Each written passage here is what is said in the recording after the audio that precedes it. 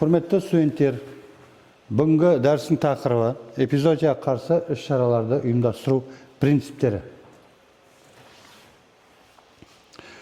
Пәнге кіріспе ретінде пәннің атауы эпизоотияға қарсы шараларды ұйымдастыру принциптері ветеринарлық іс-шараларды ғылыми негізде жоспарлаумен жүзеге асыруды оқытатын пән. Нені зерттейді? Бұл пән жұқпалы және инвазиялық аурулардың алдын алу, оларды жою және таралуын болдырмау мақсатында жүргізілетін ветеринариялық шараларды ғылыми негізде ұйымдастыруды зерттейді. Пән эпидемиологиялық жағдайды бағалау, ауру ошақтарында тиімді шешім қабылдау, ветеринариялық қызметтің үйлесімді жұмысын қамтамасыз етуін қағидаларын қарастырады. Пәннің негізгі мақсаты болашақ ветеринарлық мамандарды эпизоотияға қарсы іс-шараларды дұрыс жоспарлау, ұйымдастыру және жүзеге асыруды дағдылармен қамтамасыз ету. Осы мақсатқа жету үшін студенттер эпидемиологиялық процестің заңдылықтарын меңгеріп, жұқпалы аурулардың алдын алу және жою әдістерін үйренеді. Пән болашақ мамандарға эпидемиологиялық жағдайды бағалау, ауру ошақтарында тиімді шешім қабылдау және ветеринарлық қызметтің үйлесімді жұмысын қамтамасыз ету қағидаларын меңгеруге мүмкіндік береді. Бұл дағдылар мал шаруашылығының қауіпсіздігін сақтауға және халықтың санитарлық эпидемиологиялық әл-ауқатын қорғауға тікелей бағытталған.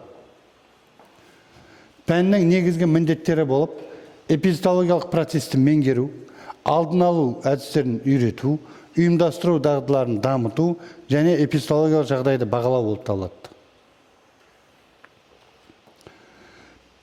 Пәннің ветеринарияда маңызы болып, бұл пән мал шаруашылығының қауіпсіздігін сақтауға және халықтың санитарлық эпидемиологиялық әл-ауқатын қорғауға бағытталған.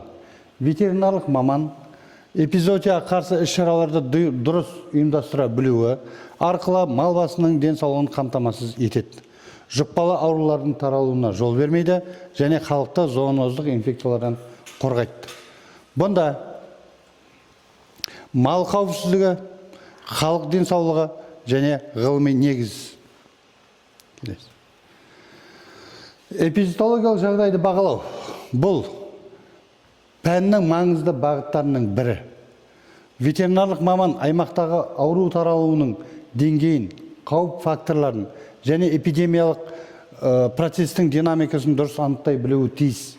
Эпидемиологиялық жағдайды бағалау эпизоотияға қарсы іс-шараларды тиімді жоспарлаудың негізі болып табылады. Бағалау нәтижелері ауру ошақтарында тиімді шешім қабылдауға, ветеринарлық қызметтің үйлесімді жұмысын қамтамасыз етуге және эпизоотияға қарсы шараларды дұрыс жоспарлауға мүмкіндік береді.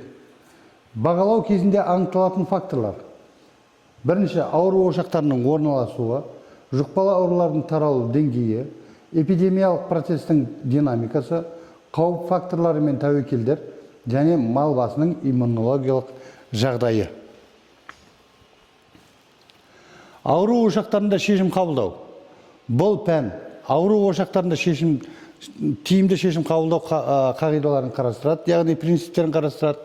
Ветеринарлық маман эпидемиологиялық жағдайды дұрыс бағалап, ауру ошағында жедел әрі тиімді шаралар қабылдай білуі тиіс. Шешім қабылдау процесі эпидемиологиялық жағдайды бағалау нәтижелеріне, ауру ошағының сипатына және ветеринарлық қызметтің ресурстарына негізделеді. Бұл үшке бөлінеді: бағалау, шешім қабылдау және іске асыру. Ауру ошағындағы шешім қабылдау процесі эпидемиологиялық жағдайды бағалаудан бастап, тиімді іс-шараларды таңдау, ветеринариялық жауапты ұйымдастыруға дейінгі кезеңдерді қамтиды.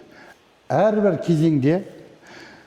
кезеңде ветеринарлық маман ғылыми негізде дәлелді шешім қабылдай алуы тиіс. Ветеринариялық қызметтің үйлесімді жұмысы. Пән ветеринарлық қызметтің үйлесімді жұмысын қамтамасыз ету қағидаларын қарастырады. Эпизоотияға қарсы шараларды тиімді жүргізу үшін барлық ветеринарлық қызметтердің, мемлекеттік, жеке және ғылыми мекемелердің үйлесімді жұмысы қажет. Мемлекеттік қызмет, мемлекеттік ветеринарлық бақылау және реттеу органдары эпизоотияға қарсы іс-шараларды заңнамалық негізде ұйымдастырады. Ал жеке клиникалар, ветеринарлық клиникалар эпизоотияға қарсы шараларды жүзеге асыруда маңызды роль атқарады. Жұқпалы және инвазиялық аурулармен күрес. Бұнда жұқпалы аурулар бактериялық, вирустық, саңырауқұлақтық инфекцияларды қамтиды. Алдын алу шаралары вакцинация, дезинфекция және карантинді қамтиды. Вакцинация бағдарламалары, дезинфекциялық іс-шаралар және карантин режимі. Инвазиялық аурулар, яғни паразиттік инфекциялар, гельминтоздар, эктопаразиттар, протозойлық аурулар, дегельминтизация және аккаратиттік өңдеу негізгі алдын алу әдістері болып табылады. Бұнда дегельминтизация, аккаратиттік өңдеу және паразитологиялық мониторинг. Эпизоотияға қарсы шараларды жүргізуді ұйымдастыру принциптері пәні жұқпалыда, инвазиялықта ауруларға ғылыми негізде ұйымдастырылған тәсілдерді оқытатын болады. Қорыта келе, пәннің негізгі тұжырымдарына тоқталатын болсақ, осы дәрісте пәнге кіріспе, оның мақсаты мен міндеттері ветеринариядағы маңызы қарастырылады.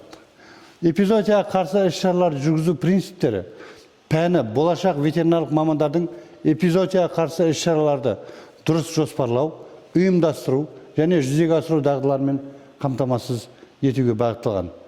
Бұнда негізгі мақсат болашақ мамандарды эпизоотияға қарсы іс-шараларды дұрыс жоспарлау, ұйымдастыру және жүзеге асыру дағдыларымен қамтамасыз ету болып табылады. Міндеттеріне эпизоотологиялық процестің заңдылықтарын меңгеру, жұқпалы аурулардың алдын алу және жою әдістерін үйрету. Және үшіншісі маңызы мал шаруашылығының қауіпсіздігін сақтау және халықтың санитарлық эпидемиологиялық әл-ауқатын қорғау. Құрметті студенттер, бүгінгі дәрісіміз осымен аяқталды. Зейін қойып тыңдағандарыңызға рахмет.